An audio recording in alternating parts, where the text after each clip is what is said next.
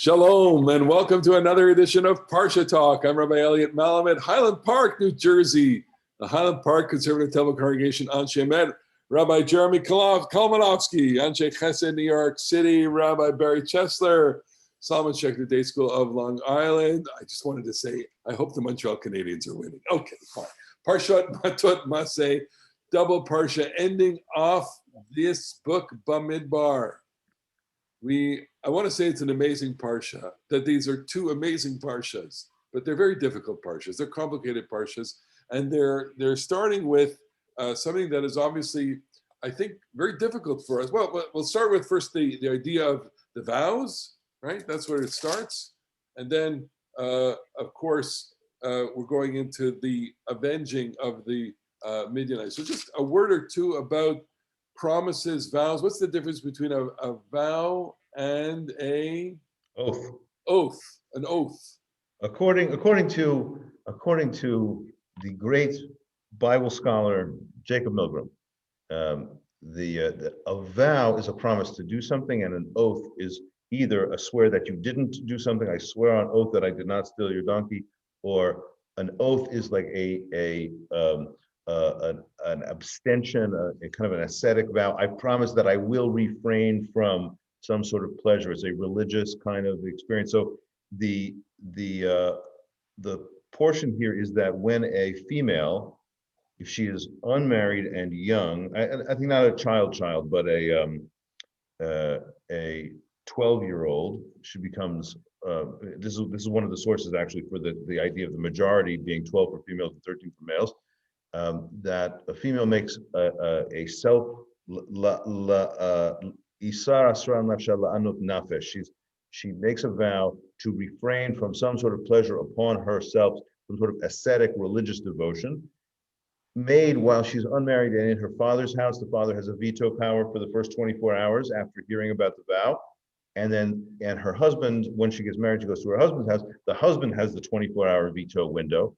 This is one of the things that I find hard to understand.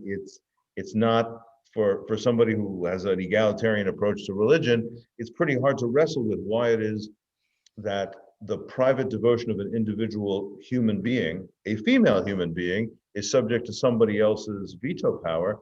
But clearly, the idea behind this passage is that husbands and wives, or I guess it's easier for me to understand husbands and wives because they live in they have a sexual life together, or whatever, that he has some stake in it. Why does the father have some stake in her behavior? I don't know, but it's clearly subsidiary. Her behavior is subsidiary to his control. It's an artifact of this ancient world. What about the whole notion underpinning this, which is the power of words, the power of promises, the power of statements? I mean, the biblical worldview is a worldview in which the word carries weight to it. I mean, we still have a vestige of that when we recite at Yom Kippur, Kol Nidre, which is really a formula annulling vows. So what we're seeing here is a specific instance or set of instances regarding the place of specific vows and oaths uttered by individuals that can be annulled by people that are quote unquote in charge of them. That I think rubs up against our own modern sensibilities, but you have the biblical understanding of the power of the word, the power of the promise. Barry. That part is certainly true. I mean, the Torah began all this by saying, when you promise something, you have to fulfill. That's a mitzvah d'oraita to fulfill your vows. So, we've all noticed a coarsening of discourse over the years, and I think that the power of words is suggested in the very beginning of Bereshit, where the world is summoned into being by divine speech. And I think that idea permeates the Bible, that words can create worlds and they can destroy worlds as well. And therefore, it behooves us to take care in how we speak. And this is one of the parts of the Torah that addresses that issue, because, words, you don't always get a do-over in life. And even though we say sticks and stones may break my bones, words will never hurt me, in reality, we know that it's the reverse that's true. You could get beaten up and recover from your wounds, but you don't easily forget something hurtful that someone said, even from a long time ago. And I think that, especially as we're in the 3 weeks now, the commemoration of the national disasters that have befallen our people, which is preparation for the high holy days, which will come 7-8 weeks later. And one of the great themes of the high holy days is how important words are. Most of the sins that we're going to acknowledge and ask for forgiveness are going to be sins of speech.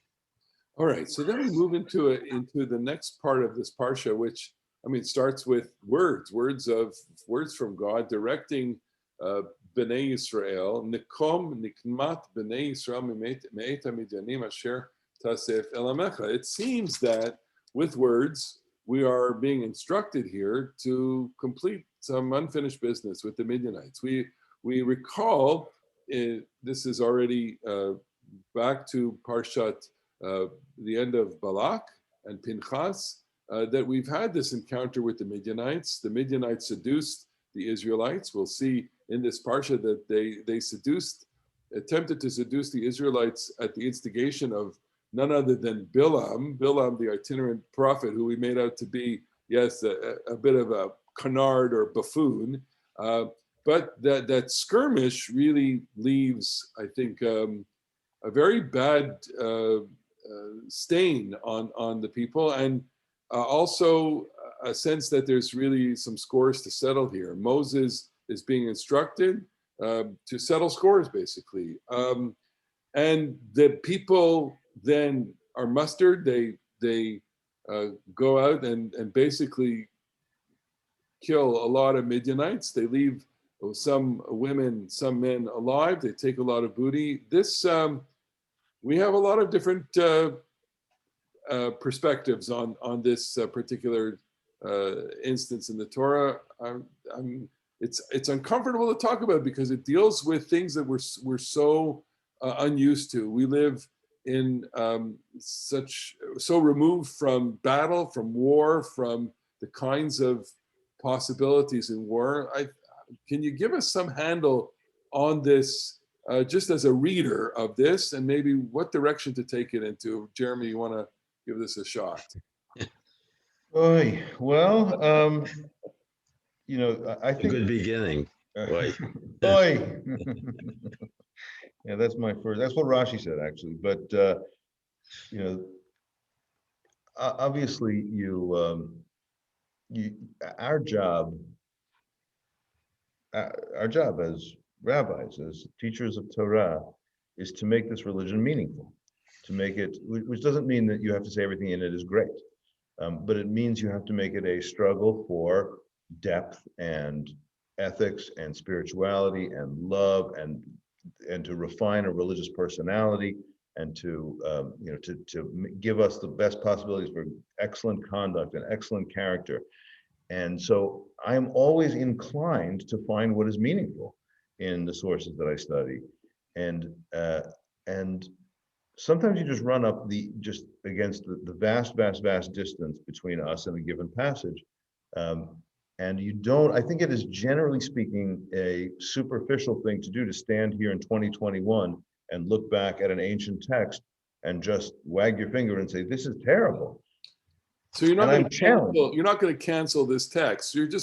You're going to do what a Jew has to do with this text, which is you're going to really struggle with it, wrestle with it, and really understand that we are in tension with this. Yeah, we were talking before we started recording about. I don't think that Judaism is a pacifist religion. I cannot see how Judaism can be a pacifist religion that thinks that violence is never warranted. I think that there are cases when violence is warranted, but I also think, as we discussed before we started recording, that there are rules about it to keep it as ethical as possible. And one of them is distinguishing between combatants and non-combatants, and to have the Torah record in Moshe Rabbeinu's name, you didn't kill all the females. What's the matter with you? It's a very challenging passage.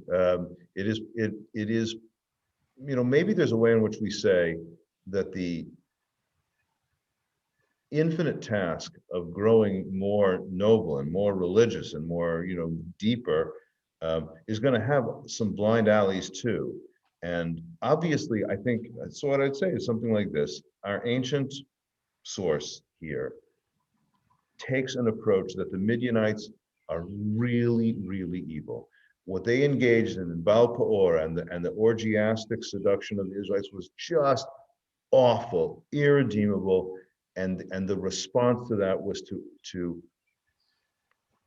just a widespread bloodbath. From my perspective, in 2021, I just cannot grasp how that is a sacred response to confronting real evil. We have to confront evil. We have to confront the Osama bin Ladens of the world. We have to confront, needless to say, Hitler or some of the other things that we have seen in our own, 20th and 21st centuries.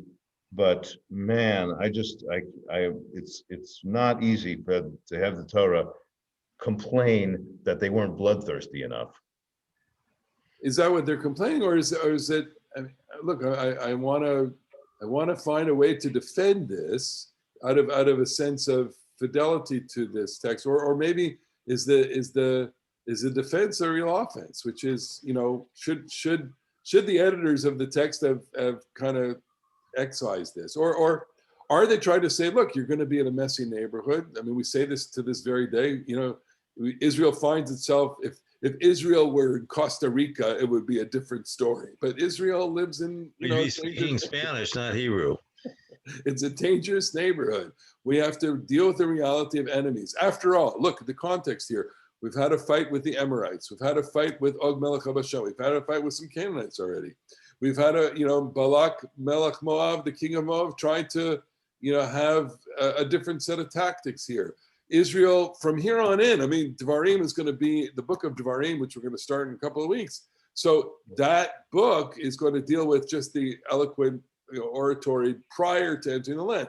But the minute you enter the land, Joshua, it's going to be one skirmish after another skirmish after another battle. And then for the next several centuries, for the next couple of centuries, going through the reigns of the different judges, it's going to be this enemy, the Canaanites, and everything. So maybe what we're getting here is primed up for the next period in biblical history. So you mentioned in the book of Devarim, Deuteronomy, and there we will find a law for battle that when you besiege a city, you can't cut down a fruit tree.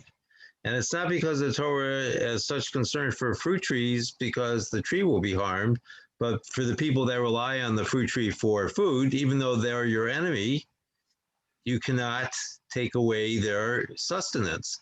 And I think what we end up with are conflicting voices. And I think that it's helpful sometimes to clarify what it is that we find so offensive. Jeremy mentioned the non-combatants being killed, and there's also the element of extermination. So whenever I hear the word extermination, for many years since college, I always think of Joseph Conrad's wonderful book, The Heart of Darkness, which ends with the phrase, exterminate the brutes. It's not something that we want to emulate. That was uttered by Kurtz, who had gone off the deep end quite successfully, I might add. And when Jeremy was talking about enemies, he identified people. We're not going to kill all the Afghanis or all the Germans. That's never been our mission, to exterminate everyone. And I think it's hard to wrap our heads around. When we were talking earlier, I mentioned Sodom and Gomorrah.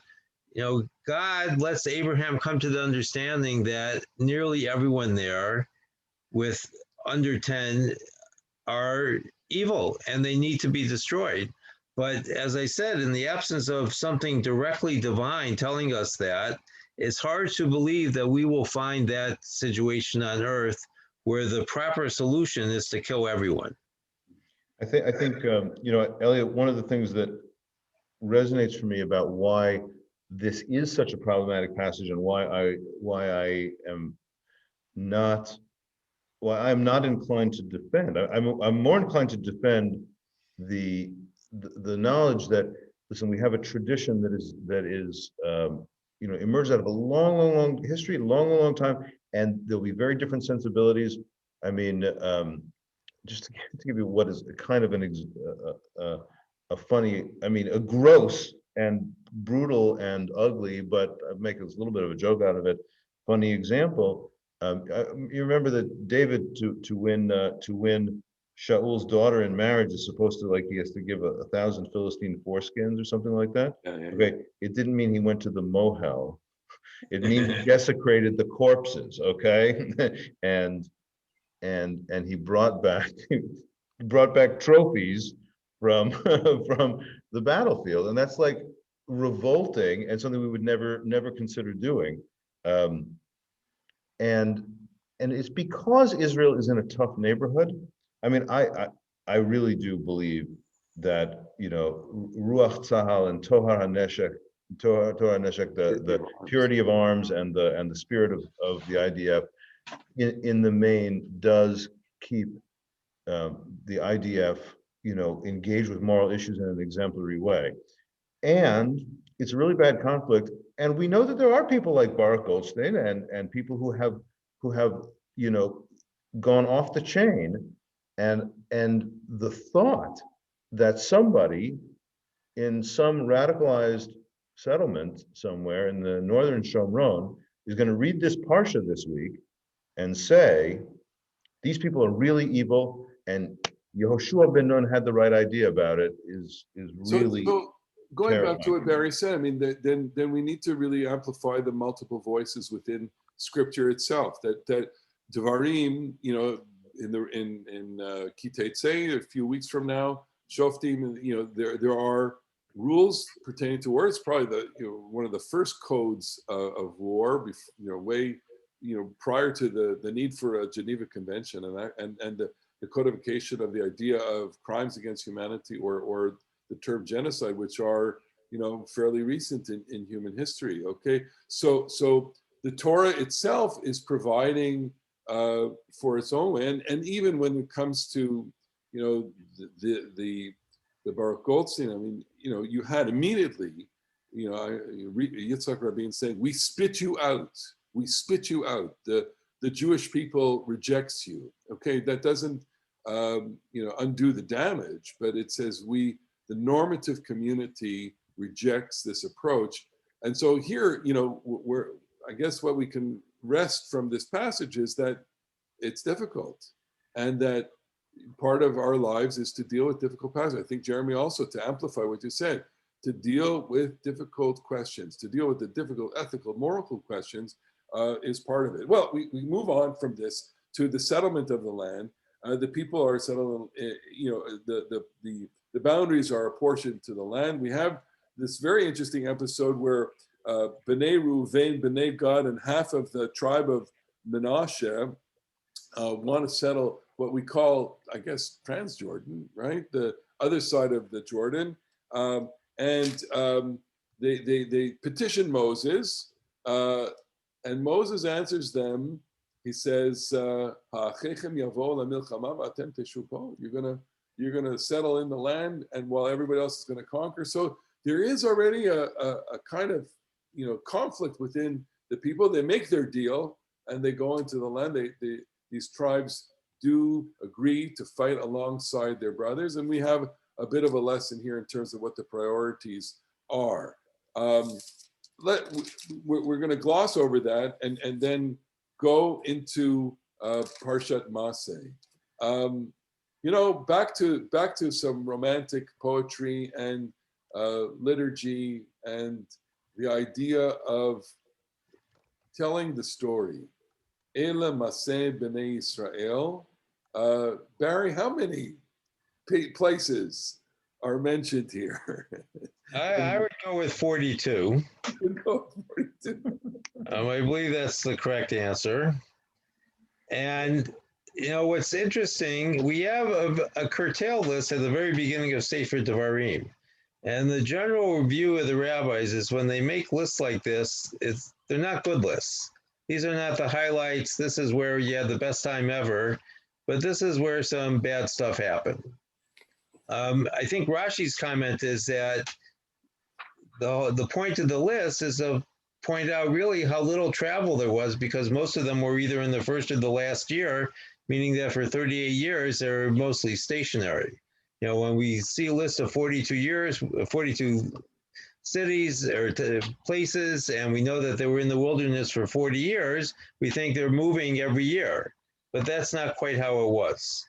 You know, they moved a lot the first year, they stayed still for 38 years, and then they moved a lot the last year as they were preparing to enter the Holy Land. Okay, so you know, you said in the list, though the list might not be the highlights. Of course, the other part of that first Rashi comment is that he quotes this beautiful mashal, Rabbi Tanchuma, mashal lemelech shaya beno choleh. The parable is to a king whose son was sick. He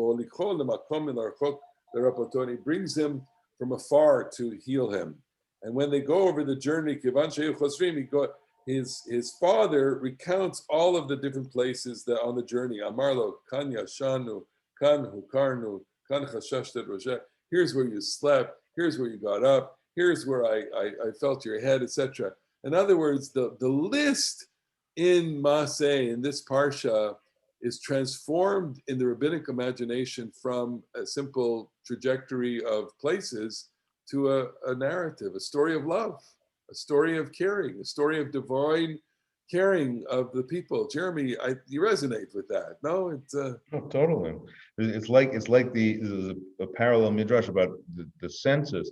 Why is it that God takes census? Because I love you all so much. I want to count you up. You're so precious to me. And similarly, you know, I love that Rashi about each step on the journey. I want to remember the time we had together, even if it was painful. Even if it was painful, and even if there was violence, even if it was horrible. And so maybe we're getting into a larger theme here of Bemidbar in general, and the Torah, Bemidbar in specific, and the Torah in general, which is there is a love relationship here between the Kodesh Baruch Hu and the people. You know, back to Bilam Balak, you know, where Baruch Hu, this nation is blessed. You know, after they complain and after they have so many difficulties, so much death and so much, you know, apostasy and everything, you know, this is about the relationship, man. What do you think? This is sacred cartography. This is the writing of the journey in lyrical ways. You know, when we sing this, even in, I don't know how you do it in your shul. You know, when we read this parsha, I mean, there's a different nusach to this passage, right? How's it go? Yeah. How's it go? And it goes. It's like the Azga Shirmu. It's Vayisumi b'ni achiro, Vayisumi amsu v'echanu yamsim, Vayisumi marsim v'echanu b'davka, Vayisumi davka v'echanu ba'alush. It's liturgically, musically separate because it's trying to say musically that this is a love song. Well, also that's the song of redemption as well. Indeed. So, and it's important to keep in mind here that the arc of our national story is Miganu L'Shabbat. We begin in disgrace and we arrive in glory. So we say Avadim Hayinu at the Pesach Seder and at the end of Joshua, which is part of the Haggadah as well. We recall that our ancestors were idol worshippers. And one of the things that's important for us, not only as Jews, I think, but as human beings, is we need to know where we have been. And it doesn't matter whether where we were was good or bad, it's part of who we are. I often think about the ancient Egyptians who, when they lost battles and wars, would simply not record them in their history. And consequently, there could be hundreds of years of Egyptian history that's missing because fate was not so kind to the Egyptians. But that is not the Jewish way. We record everything, we recall everything. And I was struck, you know, listening to us talk about the difficult passages, that we have these difficult passages in the Torah because that's part of who we are too. It's not all light and illumination. There are some real difficult things that we have to work through. Okay, so we're going to advance a little bit because we're running out of time, but part of what is a coda to the book and the allotment of the land, the allotment of cities to the Levites, and this a very unique set of rules pertaining to that gray area of life where you commit a manslaughter. It's not a murder, it's a manslaughter. The Torah apportions us to create Arei Miklat. Jeremy, talk about Arei Miklat. I have lots to say about Irmi Klap, but I just want to say one thing before we get there. 1 second, which is in the end of the travel log, one of the final stops. They're in the Arvot Moab. One of the final stops is Vayachanu b'harei ha'avarim lifnei Nevo. Lifnei Nevo. They're just before Nevo, and you know what's happening in Nevo, right? Moses is going to die there, and it reminds me of the poem by Rachel, the Mishoreret Rachel, great poet. And this is actually on her grave. This poem is on her grave. This poem is Mineged, about looking across the Kinneret to Jordan, Moab, and it's about everybody's going to die. And the whole tzipiyah yesh etzev nivo. In every expectation, there is the sadness of nivo. And so here we are about to enter the land. But with that, we know that when the story ends, another one of the people that we love is not going to be with us. And so in Bechol Tzipiyah, in every expectation, it's exciting. We're going to divide up the land. We're going to conquer the land. Yesh Etzev Nivo. This is the sadness of being at Moses' grave as well. So anyway, but as we're about to enter the land, that is a great Tzipiyah. It's a great expectation. And not to bring in Charles Dickens, a great expectation, but we know, by the way, that this is not going to be utopia. It's not going to be perfect. There's going to be accidents, and people are going to die in accidents. And in contrast, perhaps, to that sort of wholesale destruction of the fighting against the Midianites, the Bible actually thinks that every single Israelite life is incredibly important and has to be cared for. So when, chas v'shalom, there's an accidental death, we have an institution that the manslaughterer, who does have some guilt, the way the Irmi Cloud works, the city of refuge works, is that there's some people who do not need to go to the city of refuge. What happened was a total accident, could never have been foreseen. They have no responsibility for it. Some people don't get to go to the Irmi Cloud because while they didn't maybe have murder one, they were really, this was no accident. This was their own fault. It's the middle ground of the people who it's not a totally, act of God, and it's really not pretty close, karov lemezid, pretty close to intentional. In the middle, you have some guilt that needs to be expiated by a kind of jail term, but you are not free game either. And the victim of your accident, the goel hadam, the blood avenger, would try to kill you. So what we do with the society, vehitzilu ha'eda, the community has to protect the manslayer and protect that person and bring them back to the Ir Miklat, bring them back to the city of refuge, have a trial, and as much as possible, respect the rights and honor the life, not only of the person who was killed, but even the person through whose actions that person was killed. And that person's life also needs protection.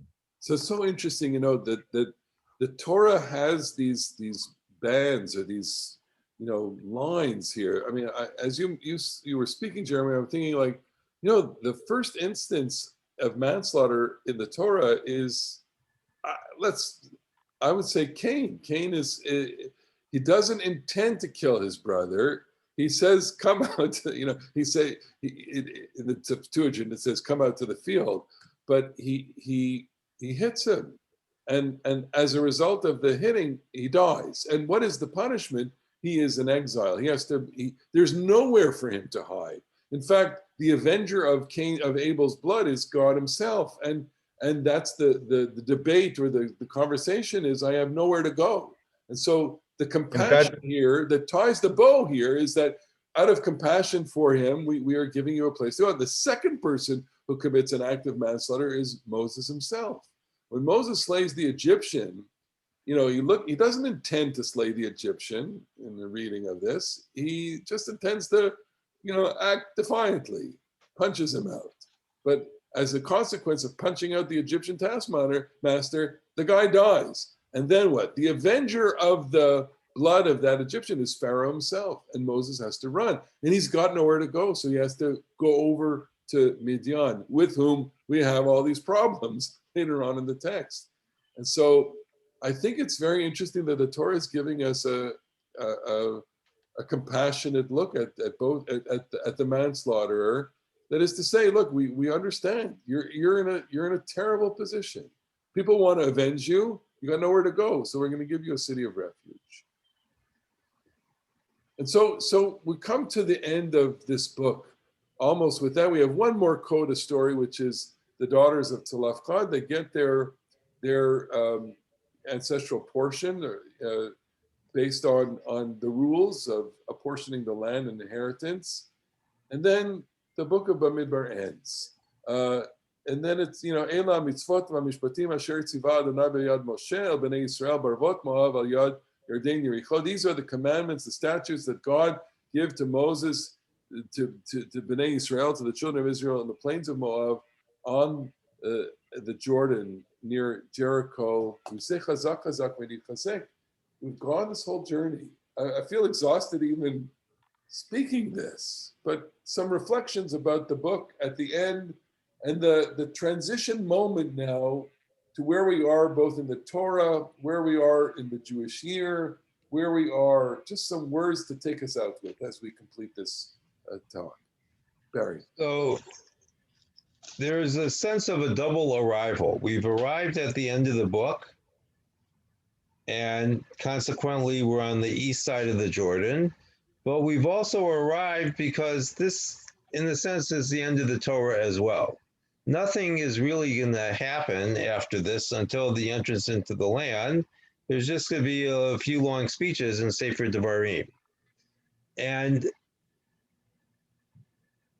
I think there's a lesson here about how we regard our life, because we think of comings and goings, and Bemidbar is telling us that arrival comes in stages, that we don't get to where we want to go always, but we do get to where we need to go in a sense. The children of Israel needed to get from the beginning of their journey, having left Egypt in the first year, to the end of their journey so that they can settle down. Bemidbar is a book about traveling. It's a book about going from one place to the next, and that's what really gives the punch to the Matot that you mentioned, because we're in motion. But now, at the end of the book, we're taking a deep breath so that we can look ahead to see what the next stage of our journey is going to be. Jerry, I'm going to give you the last word here, but just before I tip, to hand it off, I want to say, part of the journey in our experience here is learning, and I think not only reading this but trying to go in depth the way we try and ask the questions, and that's the journey too. We are discovering within every parsha parts of this journey that were unknown to us, that were and they reveal to us a certain insight, wisdom, joy, the experience of which I think is something that we share. But Jeremy, take us out. I don't know how to add to that. That's awesome. It's like reminds me of the. I think this is a gospel song. Keep your hands on the gospel plow. Won't take nothing for my journey now. The journey itself is precious, and it's been. Bemidbar is a hard book in lots of ways, but there's only one way from Egypt to the promised land, and that's through the desert. And we have to all of us have to make that journey. And hopefully, I love what you said, Elliot, about our learning journey through this book. I've been to the Torah lots of times in my life, but it really is an inexhaustible treasure, because even when you find it ugly, or even when you find it very forbidding, difficult, challenging, and sometimes it's a locked door. Sometimes it really is a locked door, and you have to search for the key.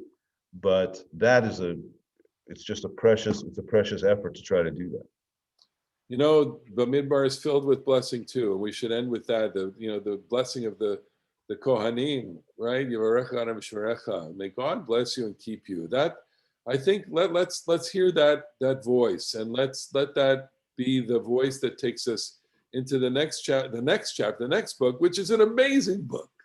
It will be an amazing set of parshas that will help us conclude the journey, conclude the year, and give us and reveal to us all of the wisdom that Devarim is going to unfurl. Well, that's fabulous. You know, I just want to say one thing, which I'm sorry that I didn't think about this beforehand. Obviously, we're coming to an end for this session, but we are also in great Haftarah territory of the year. The Haftarot of this parsha in these 3 weeks, and then in the 7 weeks, the 3 weeks of rebuke and then the 7 weeks of consolation are just amazing, and that's also food for thought for later discussions. We should. All right, and with that, we want to thank all of our listeners and viewers for watching and listening to our Parsha Talk. We love having you. We love your comments. We wish you a beautiful Shabbat, and we're going to see you all. And special shout out to our friends at Machaneh Ramah. We miss you all. Shabbat Shalom. Shabbat Shalom. Shabbat Shalom.